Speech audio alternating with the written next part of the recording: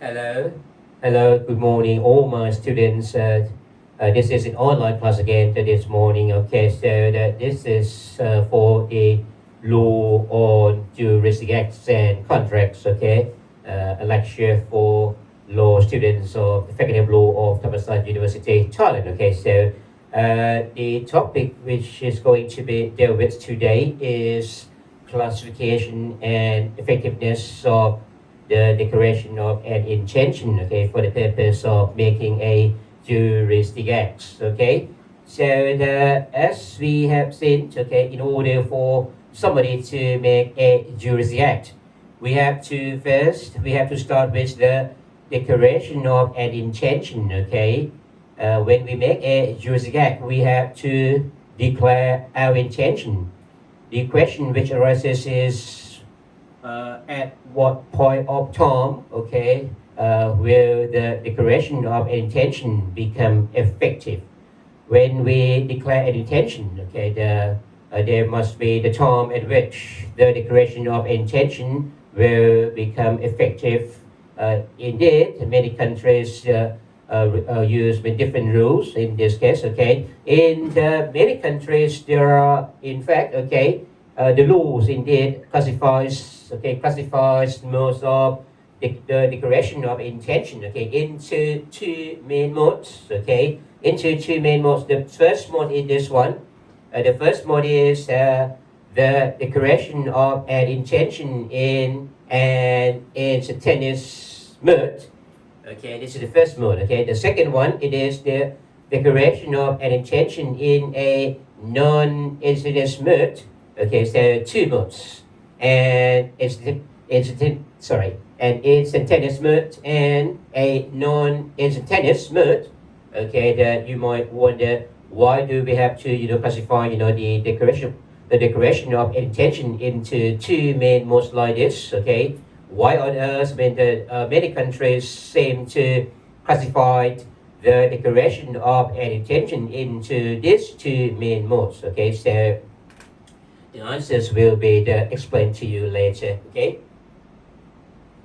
So the reason why laws of many countries, including this country, Thailand, classify the declaration of an intention into two main modes is because in each of these modes, the time at which the declaration of an intention becomes effective, okay, that is different. Okay, so in this country we adopt, okay, that we adopt theories which might be different from theories adopted in other countries. Okay, if we look at the four theories, okay, in the laws of different countries, okay, we have the following theories.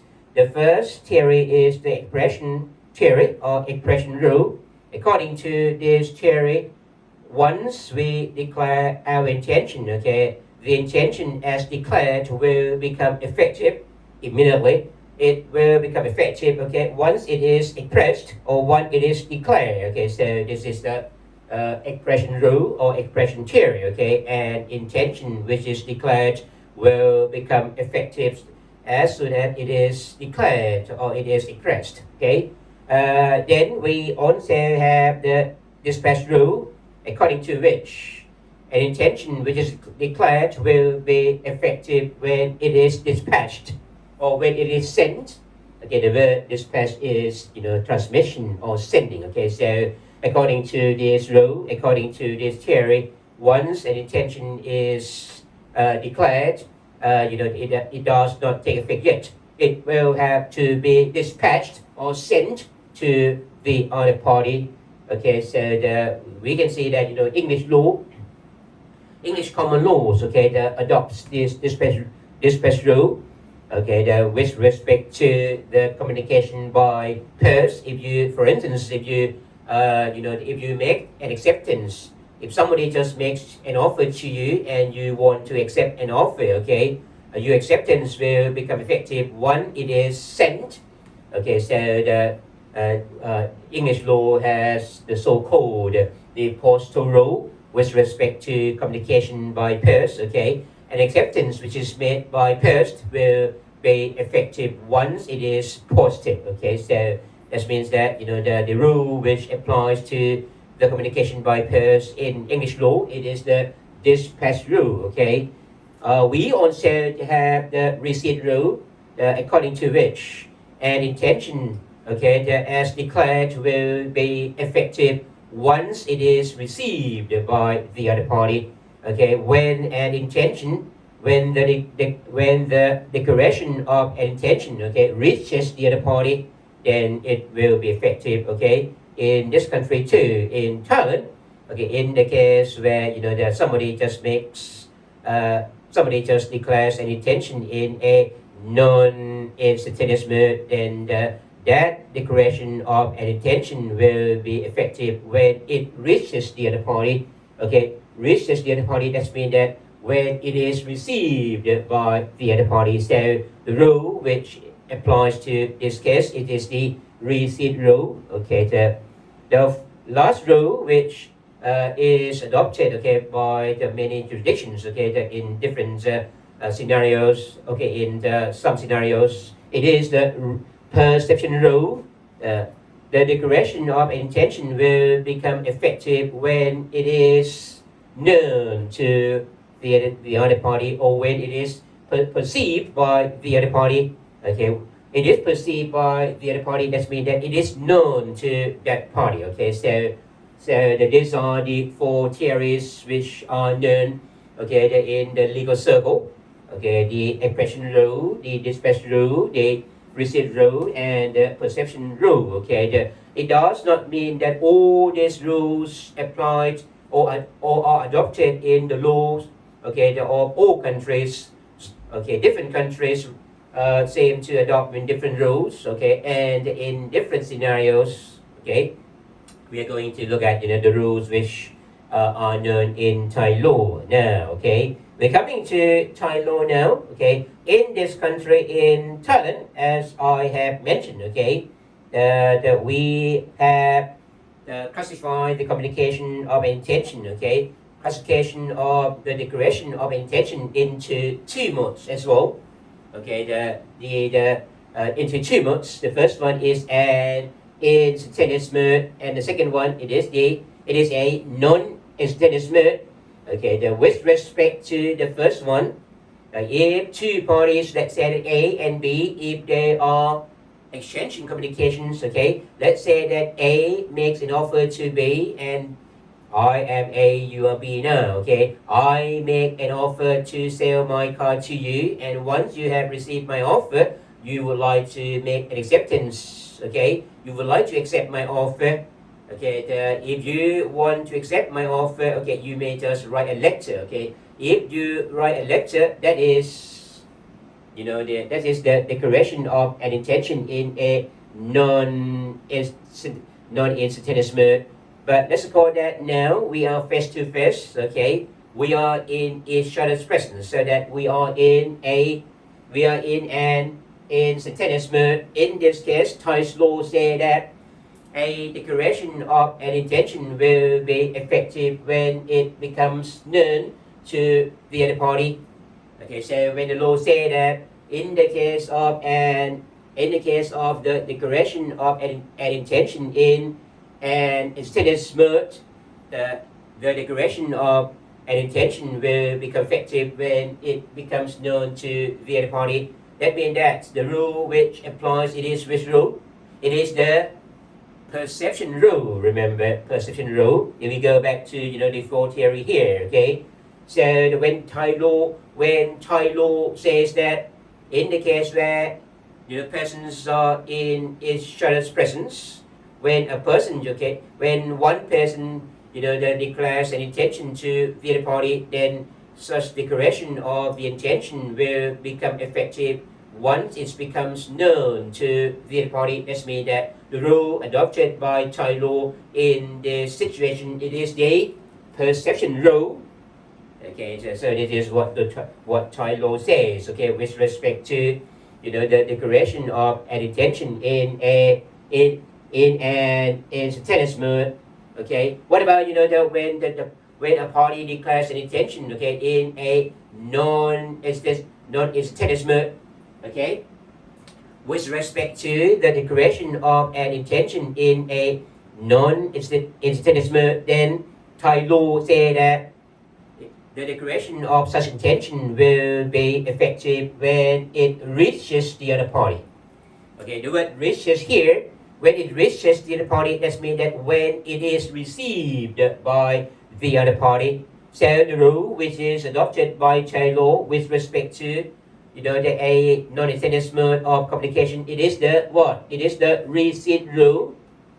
See, that's why I try to say that the different countries' law adopt different rules with respect to different situations. Okay, so again, okay, this is the classification of the declaration of an intention. Okay, in Thai law, we classify the declaration of an intention into an instantaneous mode and also a non-instantaneous mode. With respect to an instantaneous mode, it will become effective when it becomes known to the other party. This is the rule. Okay, this is the rule. The rule, okay, embodied in section 168. 168 of the Civil and Commercial Code of Thailand. Okay, with respect to the declaration of an intention in a non-instantaneous mode.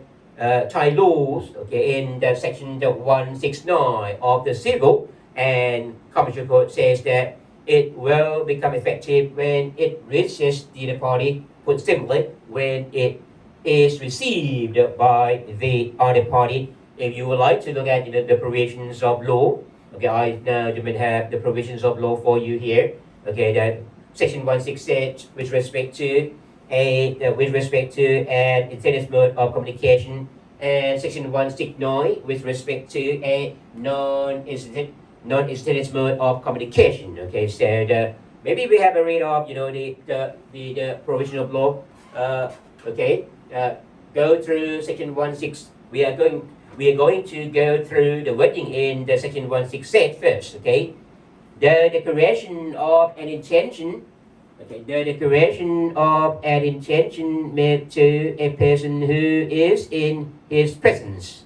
That means that two parties, A and B, they are in each other's presence. Okay, is deemed to be effective as from the time at which the receiver of the intention has the knowledge thereof. The knowledge thereof here is, has knowledge of what? Has knowledge of the declaration of the intention. Okay. Put simply, this provision of law say that in the case where two parties, A and B, in the case where they are in each other's presence, okay, when one party, let's say A, okay, declares an intention to B, A's declaration of the intention will become effective when it becomes when the receiver of the intention has knowledge thereof. This means that what?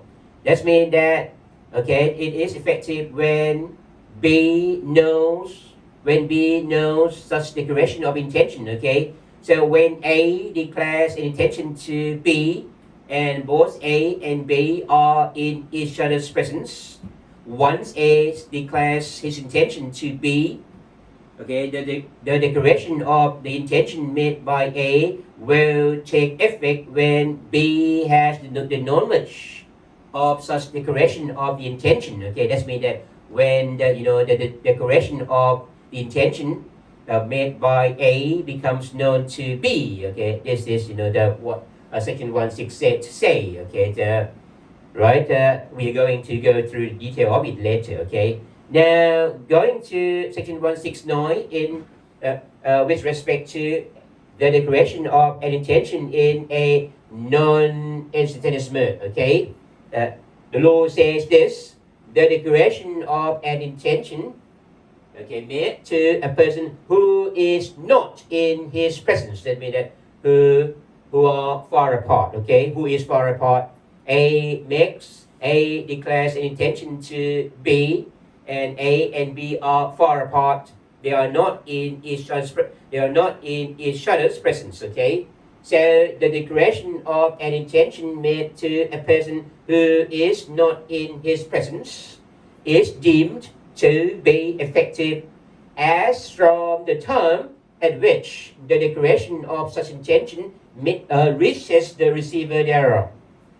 Okay, that means that when A declares his intention to B, if A and B are not in each other's presence, okay, then the declaration of an intention made by A will become effective when it is what? When it reaches B. This means that when it is received by B. Okay, so I try to skip, the other parts of this provision, okay, because we're going to go through the detail of it later.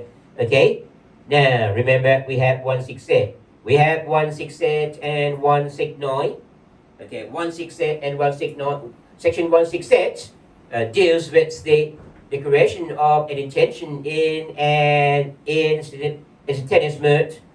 Okay, these provisions of law resort to what? Resort to the perception rule, because it says that an intention made by one party made by one party to the other party, and the first party and the second party are in each other's presence. Okay, the intention declared by one party will be effective when it becomes known to the other party. Okay, or when the other party has the knowledge of the intention declared by the first party.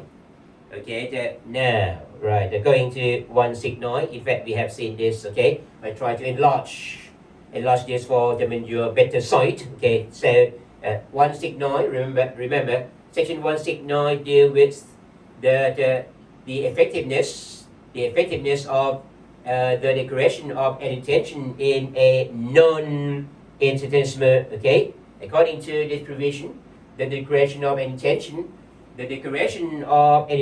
made to a person who is not in his presence is deemed to be effective as from the time at which the declaration of such intention reaches the receiver thereof. Okay, it will be effective when it reaches the other party. A declares intention to B. The declaration of intention made by A to B when A and B are not in each other's presence will become effective when it reaches B. This means that when the declaration of an intention made by A is received by B. Okay, now we are coming to the detail of each mode of communication. Okay, starting with A and attendance mode of communication. Right. What is the nature of this mode of communication? Okay, what is the nature of an attendance mode of communication? Okay, when the law that talks about an attendance mode of communication, it covers two situations. The first situation is where both parties, A and B, okay, they are actually in each other's presence. Let's say that you and me, if we are face to face, if we are at the same place and we are face to face, right? In this case, we are in each other's presence. Okay. So if I declare any intention to you, my intention, okay, which is declared to you, will be effective when you have the knowledge of my declaration of the intention. So when my declaration of intention becomes known to you, fine. The intention so declared will become effective. Let's say that I want to make an offer to sell my mobile phone to you. I have this, the iPhone here, okay? I have this iPhone and I want to sell this iPhone to you, right? So if you and me, if we are, in each other's presence, one side declares my intention. I say, well, I would like to sell this one to you at the price of, let's say that 35,000 baht. Right. So when we are in each other's presence, okay, my offer, in this case, I am making an offer, of course, making an offer. Making an offer, it is also the declaration of an intention for the purpose of making a juristic act, for the purpose of making a contract. Okay, when I make my offer, this is the declaration of an intention, okay? This declaration of an intention, i.e. an offer here, okay, will become effective when it is what? When you have the knowledge of my, okay, when you have the knowledge of the declaration, okay, that means that when this declaration of the intention becomes known to you, okay, so let's say that when we are face to face and I am A, you are B, when I declare my intention to you, okay, my offer, okay, here, my declaration of an intention, in this case, it is an offer. This offer will be effective when you have the knowledge of my intention. Once you hear what I say, that means that my offer becomes effective, okay?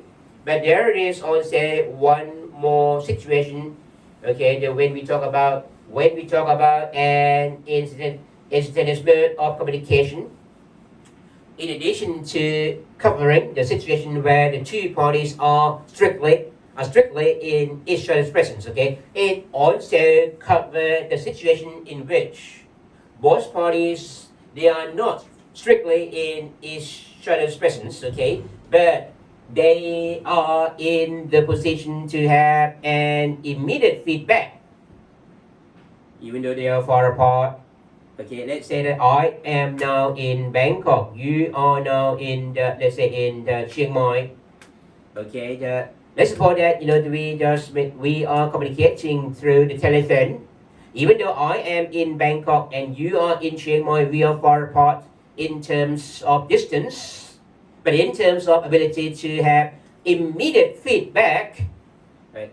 The ability to have immediate feedback. In this case, we can see that both of us, both A and B, are in the position to have immediate feedbacks. Once I say something, you can hear me right away, okay? Similarly, once you say something, then I can hear you immediately, so that both A and B, even though they are far apart in terms of distance, but they are in the position to have immediate feedbacks as if they were in each other's presence, okay? So if we talk about, the communication by telephone, fine. Okay, this is also considered as what? A communication by telephone, it is also considered as the communication in which mode? In an instantaneous mode, not in a non-instantaneous mode, because A and B, both parties, they are in the position to have an immediate feedback, as if they were, in each other's presence, okay? So if you go to section 168, okay, 168 say again, 168 provide as follows again in the first part. In the first part, it says, we have seen the first part, okay? In the first part of this provision, it says, the declaration of an intention made to a person who is in his presence is deemed to be effective as from the time at which the receiver of the intention has the knowledge thereof. This is the first situation, i.e., the situation where the two parties are in each other's presence. Okay, they are actually in each other's presence. Okay, but if you look at the second sentence of the same provision, section 168, you will see that the second part of this provision. The second part, it is contained in the second sentence of the section 168. It talks about what? It speaks of the situation where the two parties are far apart but are in the position to have immediate feedbacks as well. Okay, look at the second sentence of this provision, okay, which I put in red ink for you, okay, for convenience of your understanding, okay. Look at the second part here. It says, this provision also applies to the case where a person declares an intention to another person, okay, by the telephone. So it talk about the case of communication by the telephone. Okay, I'm sure that in those days nobody knew about the internet. Nobody knew about about modern means of communications like the internet. So, but in those days when the telephone came into being already, so that's why Section 168 talks about the telephone as well. This means that the rule here, the what? The receipt rule, the persistent rule, as adopted by Section 168 with respect to an instantaneous mode of communication will also applies to the communication by the telephone, simply because when two parties are on the phone, they are in the position to have immediate feedbacks as if they were still in each other's presence. Okay, so as I have mentioned, in those days nobody knew anything about the internet or some modern means of communication which we see now, but it could be foreseen that in the future there would be some new technologies, there would be some modern means of communications which allow immediate feedbacks between the parties. That's why it goes on. The second sentence of Section 168 goes on to say this, or by any other communication device, or by any other means allowing communication to be made in a similar nature. Again, or by any other communication device, or by any other means allowing communication to be made in a similar nature.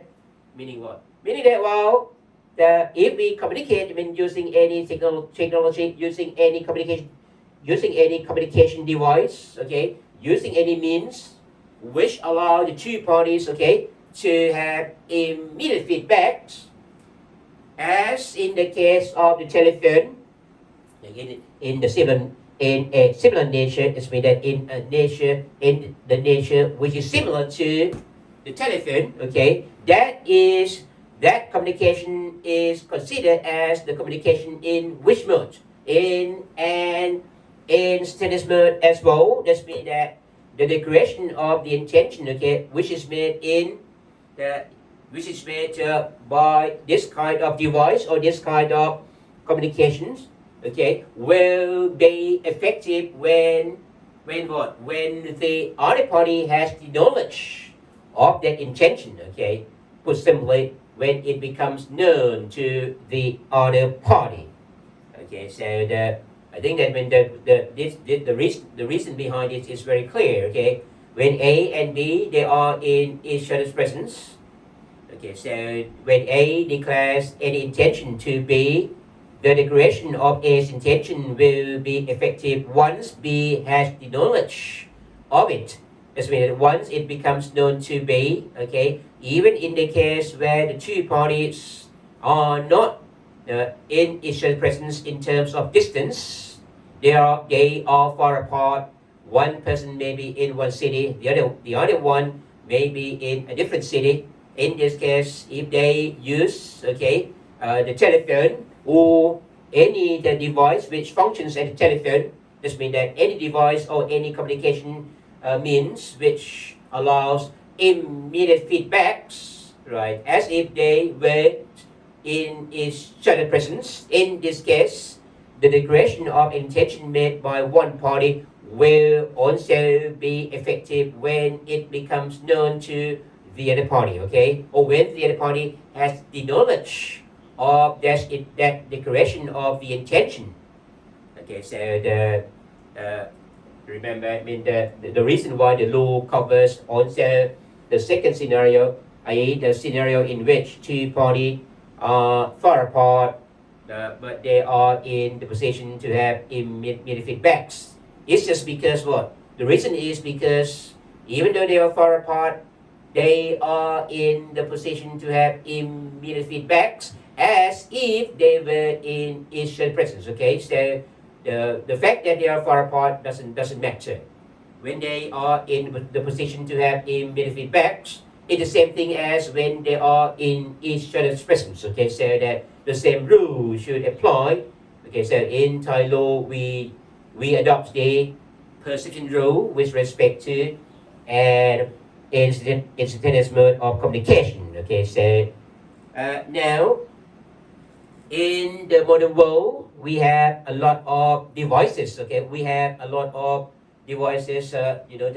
Operated in the all by different technologies. Okay, not only telephone now. Okay. If we talk about telephone, we have had the many the kinds of telephone. Remember from the past up to now.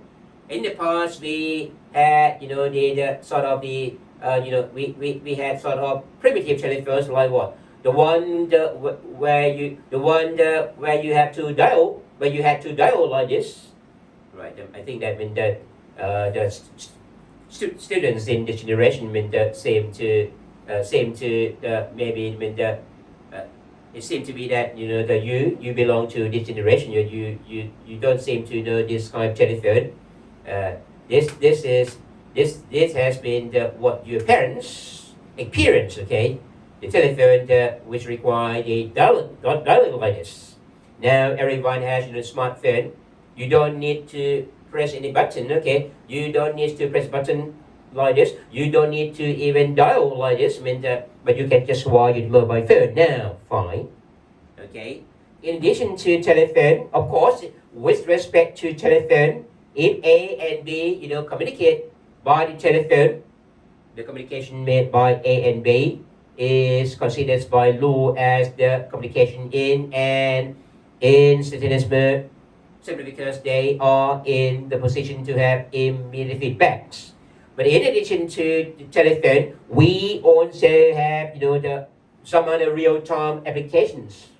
Real-time applications, that means what? That means that the applications which allow the two parties to have immediate feedbacks, messages which are sent, messages which are exchanged by these applications are in the position to be known to the other party immediately, and the other party is also in the position to have immediate feedbacks, as if they were communicating by the telephone, or as if they were in each other's presence. Okay, we have what, for instance, we have application like what, like the VoIP technology, voice server, the internet protocol, voice server, internet protocol, or VoIP.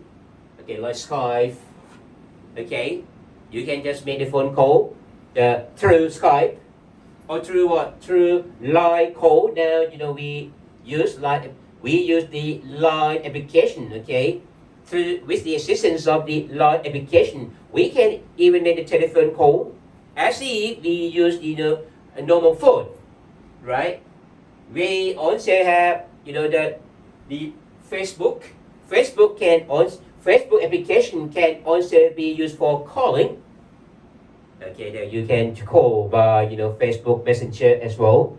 Okay, you can also do even the video call or video conference. Okay, the line application also allows you to make the video call. And there are also many others. The real-time applications, right? We have also communication by the EDI, electronic data interchange.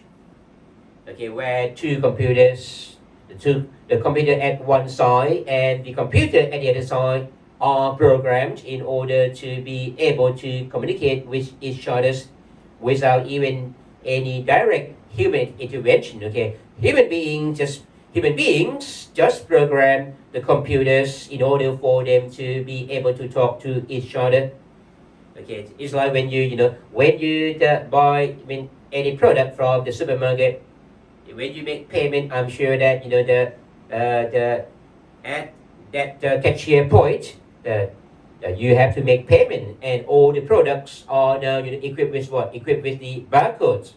When you make payment, then the girl at the cashier point will just use the device to read the barcode, and then after you have made a purchase, then the computer of the supermarket or the department store will know that that product is sold. When this kind of product is running out from the stock, okay, when they are sold out, then the computer at the department store or the computer at the supermarket will know this.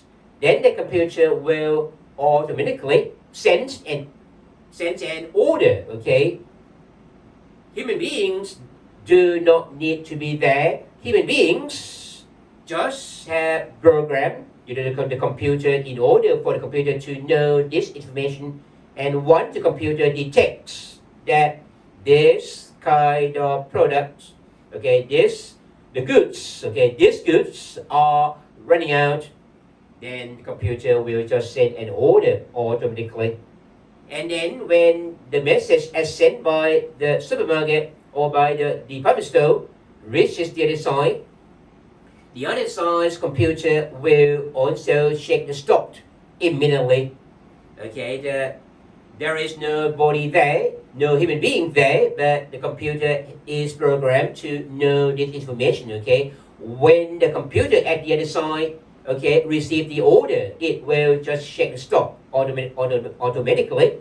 If it finds out that the goods in the stock are enough for being supplied as per the order received, then the computer at the other side, let's say at the dealer side, okay, will just acknowledge the order as sent by the department store or by the supermarket automatically. So you can see that the computer at one side sends a message to the computer at the other side, automatically, and the computer at the other side also, sends the message to the computer at the first side automatically. So this is the EDI or electronic data interchange. With respect to the EDI, when the two computers are able to talk to each other on a 24-hour basis, okay, it is no difference from human beings are being present to talk to each other. Okay, so in this kind of technologies, we can see that they function in the real-time mode. So when we talk about the real-time applications, that means that the parties who make use of real-time applications, they are in the position to have immediate feedbacks as if they were in each other's presence. Okay, they may not be there personally. They do not need to be there in persons, but they may just make use of computers or the applications. So in the case where that they program computers to do the job on behalf of them, that means that that they hold the computer as their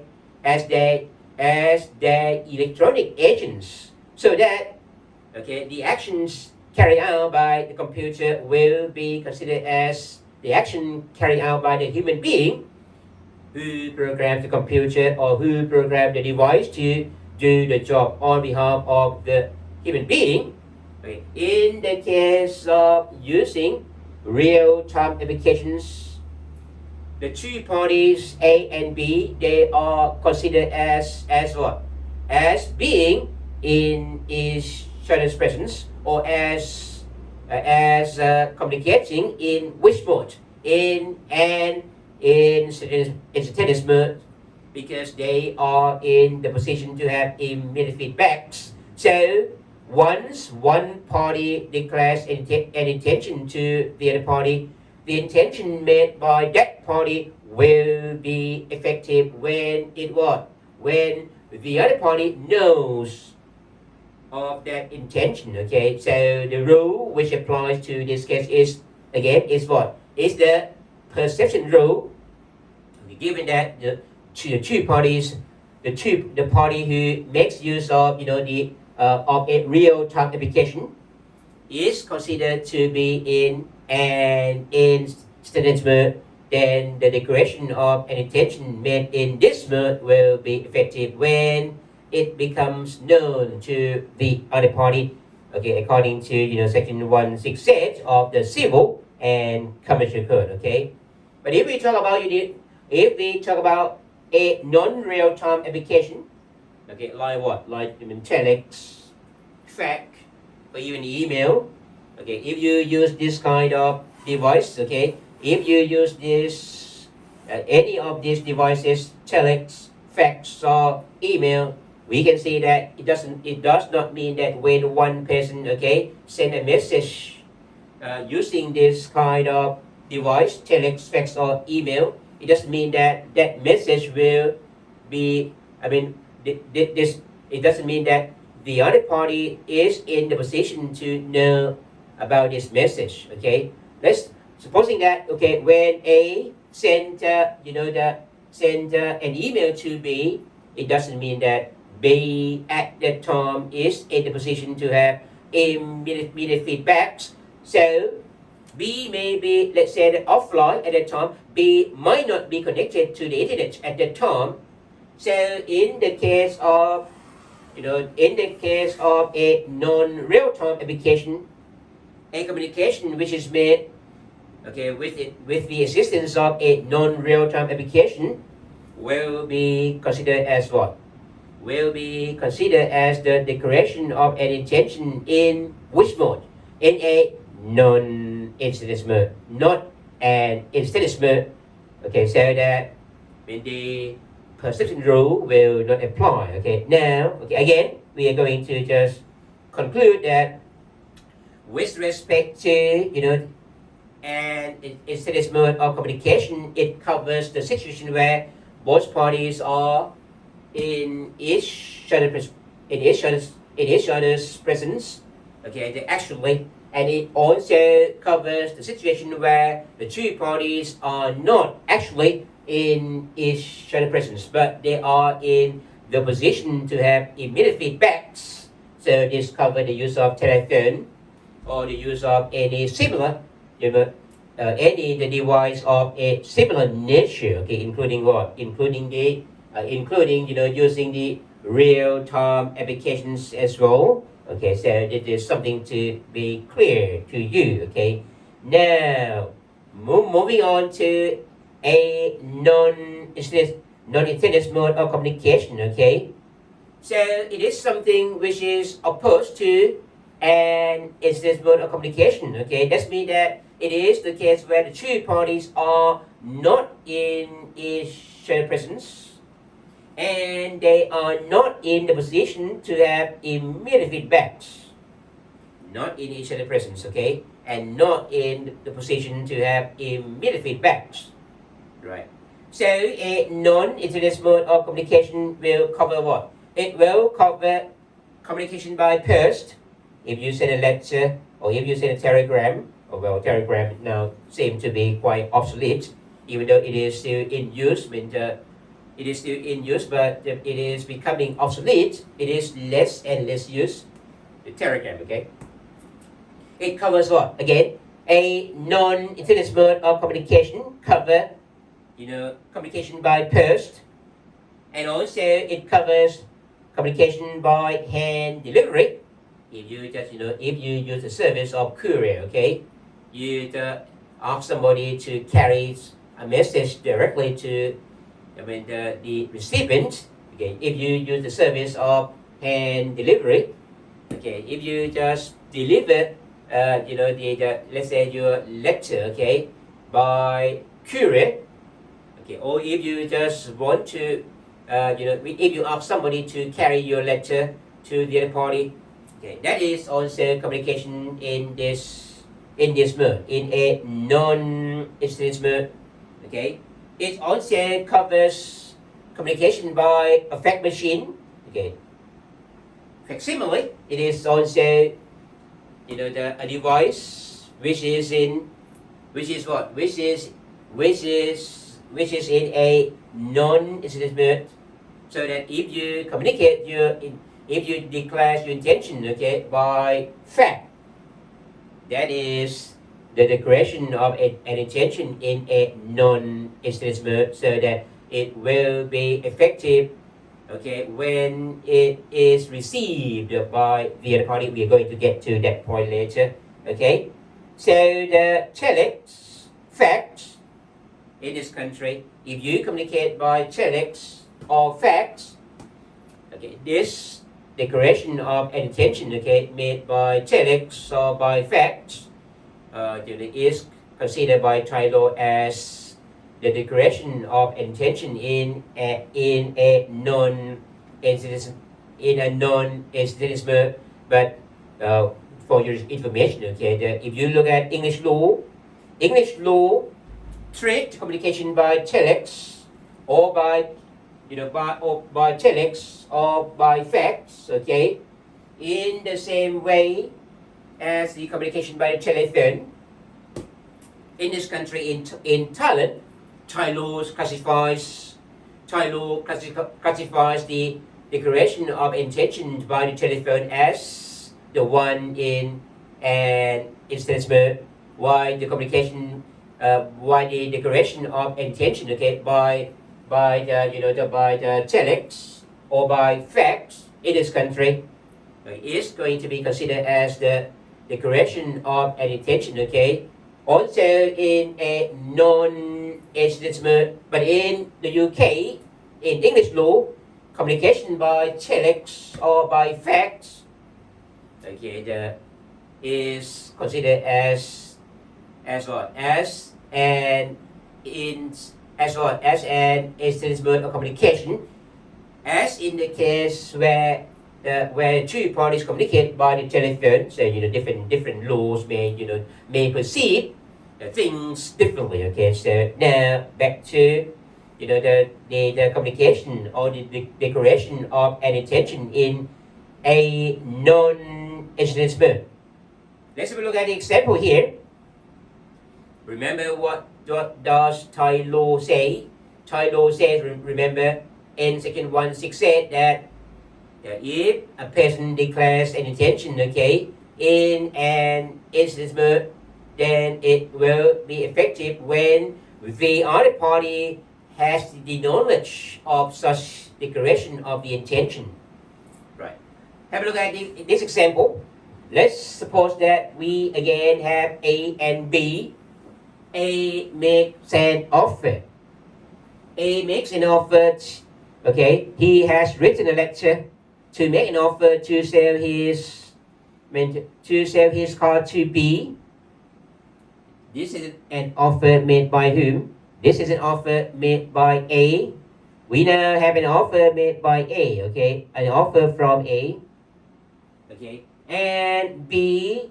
When B has received A's letter, B also replied by sending a letter to A, informing A that B wanted to do what? To buy this car. So this is an acceptance made by whom? Acceptance made by B.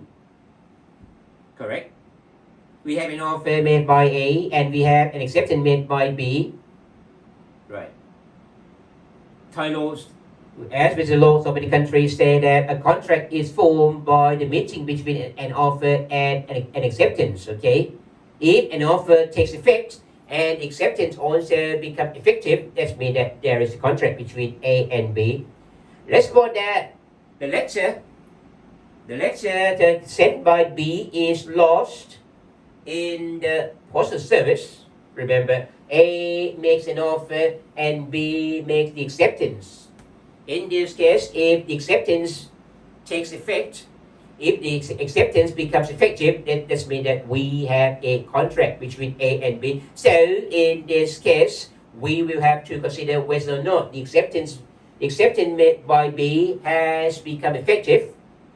In this case, we can see that the two parties communicate by post using letters, okay, which have been sent by post. So in this case, both A and B, they are not in each other's presence. They are not in the position to have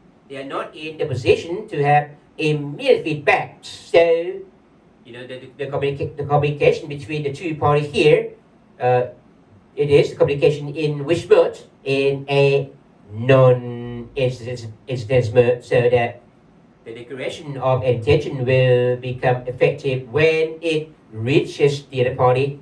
Remember the rule which applies to this case, it is the receipt rule.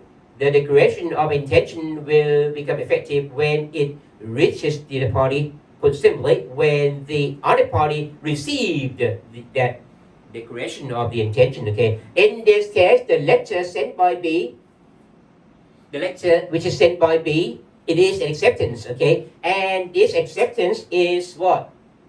Sorry, this acceptance is lost. The letter is lost in the postal service. When it is lost, during its carriage by post, that means that it has never reached A at all. So the acceptance made by B is not received by A at all. The consequence is this. Okay, when the acceptance made by B has never reached A, okay, and in this case, it is the communication made in what? It is the declaration of an intention made in a non-instance mode. Then the law says that it is effective when it is received by the other party. Okay, the law says that it is effective when it reaches the other party. That means that when it is received by the other party. So on the fact, this letter has never been received by A simply because it has been lost in the postal service, so that the acceptance made by B never takes effect, so that there is no contract as between A and B here. Okay, so now we are going to have we have this question.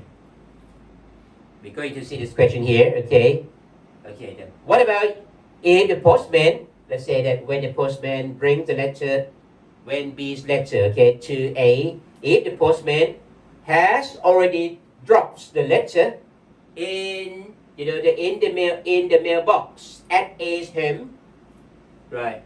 The postman has already carried the letter, okay, sent by B, okay, to A's home, dropping the letter in the mailbox at A's home, but A has never picked up the letter. Okay, the letter is always in that mailbox without A, coming to pick the letter, from the mailbox. Can we say that in this case, B's acceptance has taken effect? Has it been received by A? Well, the answer is yes, because regardless of whether or not A has picked up the letter from the mailbox, that letter, which is the acceptance made by B, has duly been received by A. It has duly reached A, so that the acceptance made by B, which is the acceptance made by B, the declaration of an intention made by B here, okay, is received by A, so that it has been effective, and the result is that there is a contract between A and B. If A, who has promised to sell the car to B, if A decides to sell the car to somebody else without selling it to B, that means that A is in breach of contract, simply because there has been a contract between A and B. Right, and I think that I have explained to you the use of the real-time applications and the use of non-real-time application. Okay, so if you use real-time applications to make your communication, then your declaration of intentions using this kind of real-time applications will be considered as the declaration of an intention in an instance mode.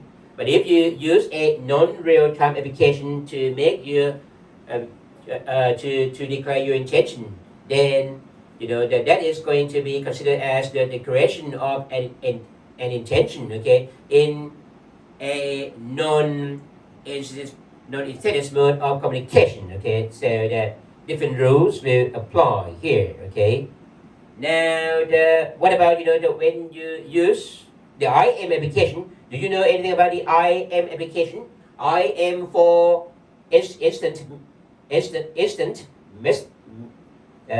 messaging. Okay, what is that? IM application or instant messaging. That is the application which allow what? Which allow sending or typing messages. Okay, so sending messages instantly, but it doesn't mean, however, that your message which is sent by this kind of IM application can be known to the other party immediately. Okay, look at the application. Look at the line application. Okay, we have, let's say that the line application. When you have the line application, okay, you may send your message using your line application. Okay, now I have my line application here. Right, if I send messages via the line application on my mobile phone here, of course the message which is sent by me to any intended recipient will be transmitted instantly. It will be transmitted, okay, immediately. But it doesn't mean, however, that the other party will be in the position to have feedbacks immediately. It doesn't mean that the other party, okay, is in a position to have immediate feedbacks. Maybe when I send my live messages, okay, to you, maybe at the time you are still in bed, maybe at the time you are not connected to the internet.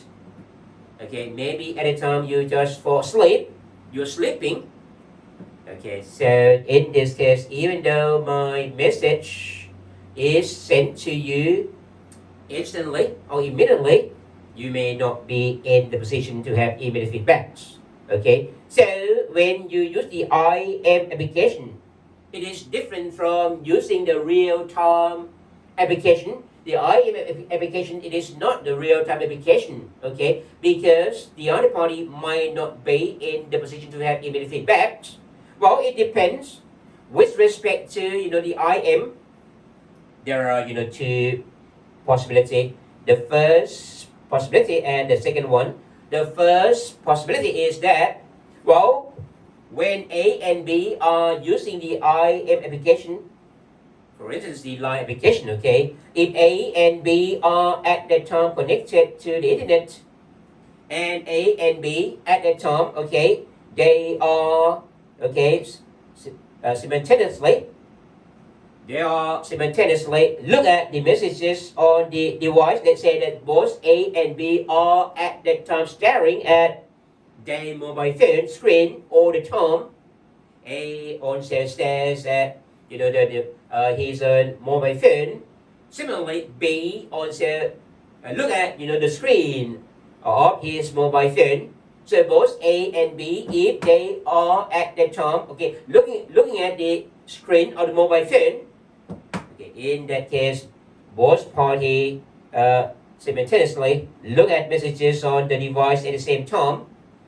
So in this case, they are treated as being in each other's presence. Okay, so the communication by them in this way will be considered as what? Will be considered as the communication in instance mode, so that if A, for instance, declares an intention to B, if A declares an intention to B, okay, this way, then that declaration of an intention will be effective when B has the knowledge of its declaration of the intention. Okay, but we may also have a different possibility here.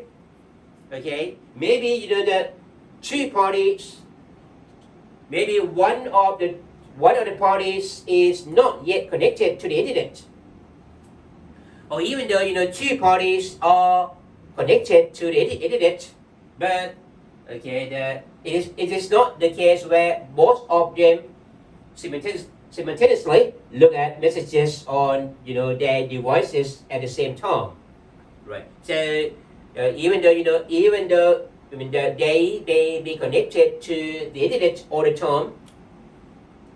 Let's say that my mobile phone here, my mobile phone now, okay, that is connected to the internet on a 24-hour basis. Okay, but when you send any message to me, let's say that you send your message to me via LINE application. Okay, now I am just teaching you. I am now delivering my lecture, so I am not in the position to have a look at messages, okay, which are transmitted to my LINE application. So even though my mobile phone now is connected to the internet all the time, I am not in the position to have immediate feedback. I cannot look at my mobile phone now because I am now teaching.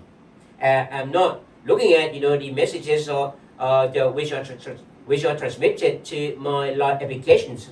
So in this case, okay, the communications, the declaration of an intention, okay, in this case, in the case where the two parties, even though they use any IM application, but they are not, okay, connected to the internet, or if they are connected to the internet, maybe maybe when they are not simultaneously look at messages on their device screens. In this case, okay, the declaration of an intention made by them, okay, made by one of them, is going to be considered as a communication in a non-attendance mode, so that the declaration of intention will be effective when it reaches the other party. So that the rule which applies, it is the data receipt rule, not the perception rule. Okay, so in fact we will have a separate session on e-commerce. Okay, I'm going to just give you the details of this, okay, in the session on e-commerce. Okay, but now I try just to give you the brief information, okay, with regard to this kind of thing. Now, if you look at the email, it is quite clear that with respect to the use of email, right, if one of the party, let's say A or B, okay, if they communicate by email, okay, let's say that A sends his acceptance by email. Okay, in this case, the acceptance made by A, okay, is considered as what? As the declaration of an intention. In which mode? When the party uses an email here, it is considered as an instantaneous mode of communication, or is it considered as a non-instantaneous? Right. In this case, we can see that the email message sent by A, even though it goes to be signed in perhaps less than 1 second, even though the message as sent by one party will be carried to the other party very, very shortly, maybe less than 1 second, or in a few seconds only, okay? It does not, however, mean that the other party is in a position to have immediate feedbacks. What about, when the other party is not connected to the internet? Or what about when the other party, even though he is connected to the internet, okay, using his, for instance, mobile phone, maybe B is still sleeping at that time.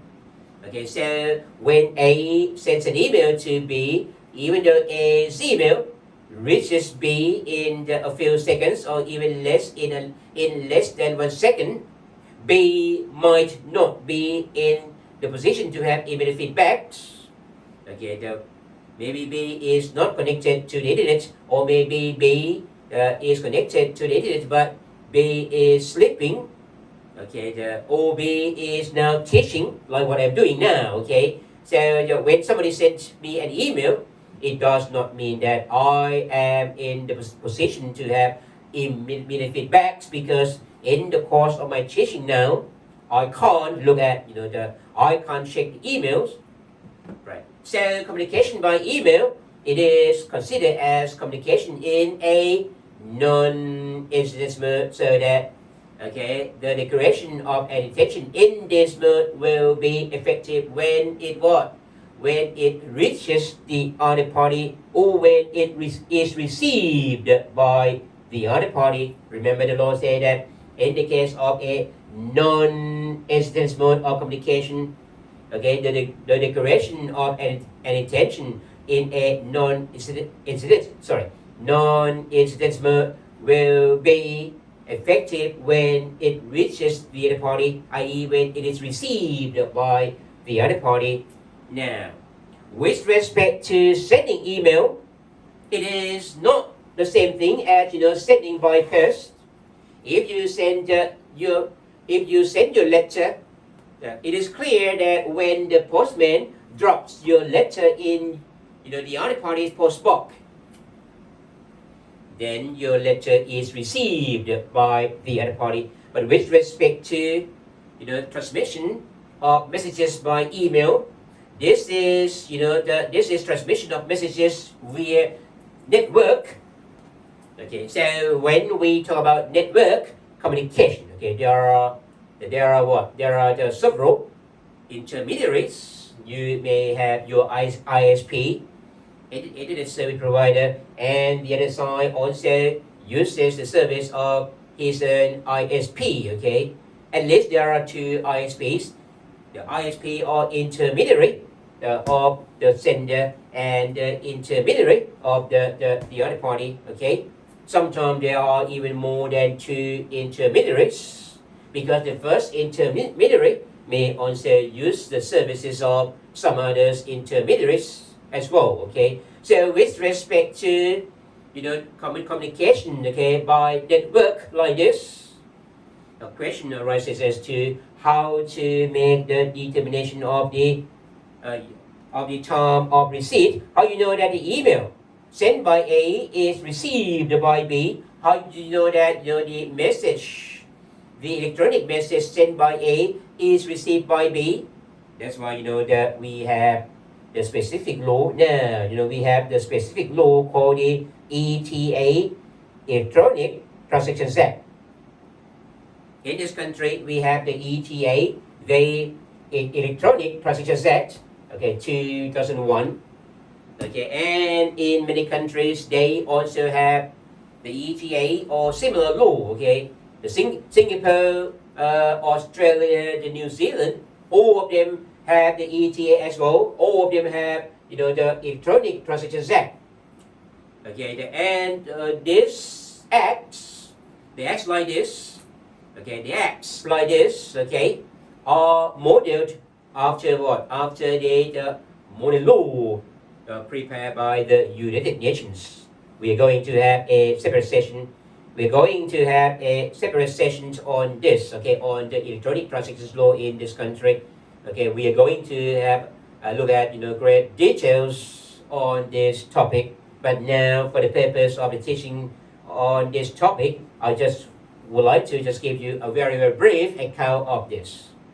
We talk about a non-instance mode of communication. Thai law say that if you declare your intention in a non-instance mode, then your intention will become effective when it reaches the other party. Okay, in other words, when it is received by the other party. We have seen that communication by email is considered as communication in a non-instance mode.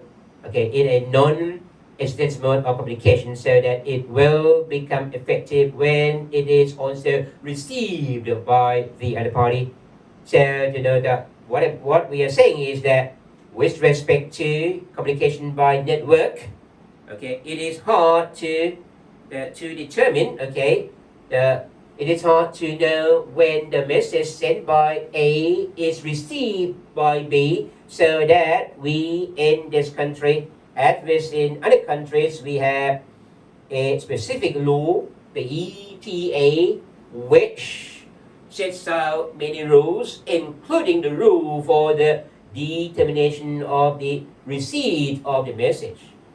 According to this ETA, according to Thailand's ETA of 2001, okay, any electronic message, we call this e-message as data message, okay. So when we use the word data message, okay, that is electronic record or electronic message. Any electronic record, okay, any the data message as sent by one person to the other will be received when when the message as sent enters an information systems of the addressee. This is the rule in section 23. The rule in section 23 of the ETA, say the receipt of section 23 of Thailand's ETA provides as follows.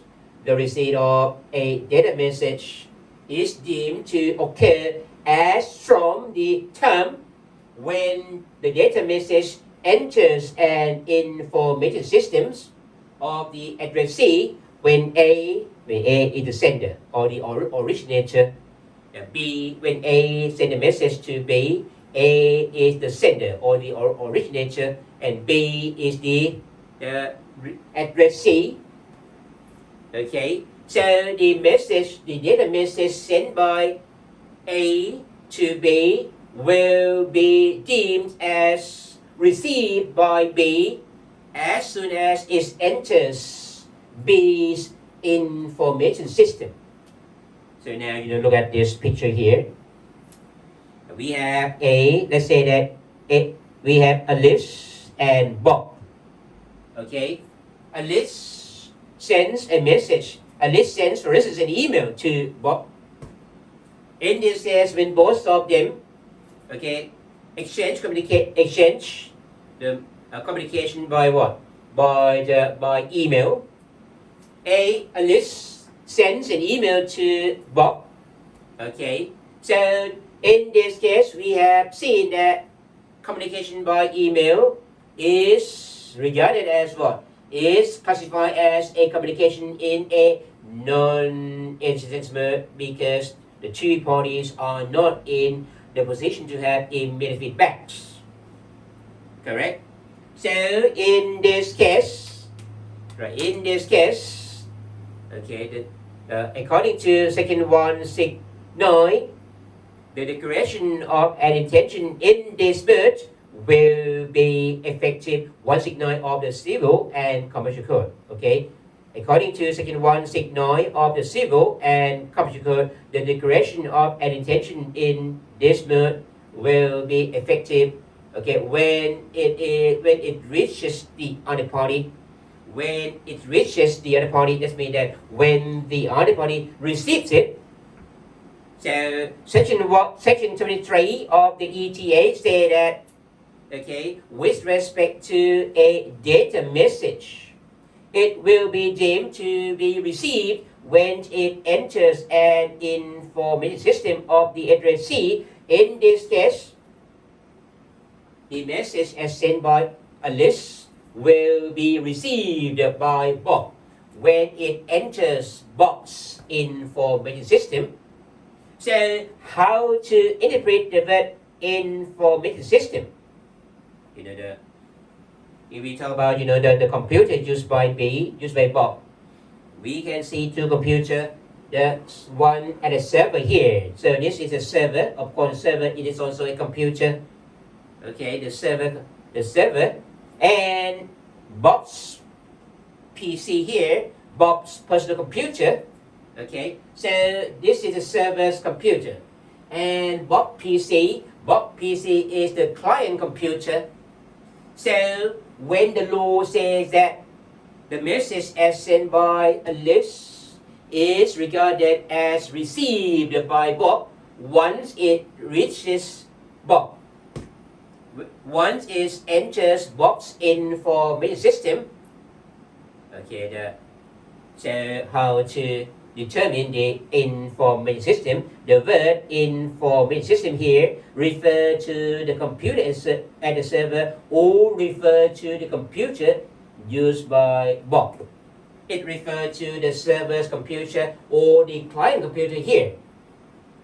Okay, we are going to have a look at this at great length, okay, in the session on e-commerce, not now. But for your information right now, okay, I'm going to bring to your attention that the prevailing view is that the word information system, okay, as used in section 23 of the ETA, the word information systems as used in section 23 of the Electronic Transactions Act 2001 of Thailand refers to the computer at the server, not the client computer used by the addressee. So that means that if what is sent, if the message is sent by a list is an acceptance, once the acceptance by email reaches the mailbox at box ISP, okay, the system, okay, when the email sent by a list here reaches the box, the mail server maintained by box ISP, it has already entered box information system, so that a contract is formed here. The contract between a list and box is formed as soon as the acceptance sent by a list that reaches the mail server used by Bob. Even though at that time, Bob is not yet connected to the internet and Bob has not yet downloaded, the message from the mail server onto his own computer. Okay, so if you want to be well prepared, okay, about this one, I recommend that you read my textbook. Okay, the law on electronic transactions in the digital age, but unfortunately I have written this in Thai, not in English. Okay, so you are Thai, okay, you are Thai students. It's just that my teaching now is conducted totally in English. You can read Thai, so you can just read this textbook. So we are going to have a separate session on e-commerce. Okay, reading this in advance will be very, very useful. Okay, so now. How many more slides here? Now, I think that means I'm going to have a break first. Okay, here. I'm going to have a break first for about 10 minutes. Okay, and after that, we are going to resume our classroom, our online classroom. After the break, we are going to talk about the revocation of the declaration of an intention. Okay, so if a person has already declared an intention, okay, if a person who has declared an intention want to change his mind, can he revoke the declaration of the intention, okay, which has been made? We are going to discuss this after the break. Okay, so now, thank you very much for your attention in the first half of the lecture. See you very, very soon. Okay, thank you. See you soon.